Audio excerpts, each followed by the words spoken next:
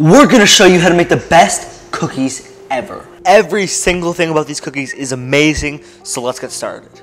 Alright, to start off, we have a stand mixer here. We're gonna add a half cup of melted butter and a half cup of dark brown sugar. Okay, once it's thicker and lighter, we're gonna add 1 egg. We're gonna mix this egg at low speed until it's fully incorporated. Let's add in 1.5 cups of flour,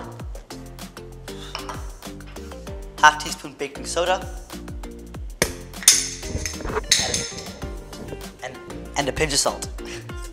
We're gonna fold that up, and we're gonna add 1 cup of chocolate chips.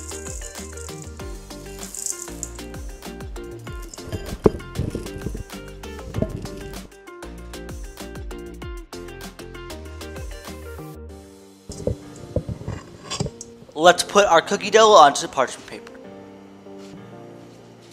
We're gonna pop this in the oven for 8 to 10 minutes. Alright everyone, I really hope you enjoyed watching us make these cookies. If you want to go ahead and check this video, please do. It's basically a cookie but as a muffin. But with that out of the way, we hope you enjoyed. We'll see you in our next video.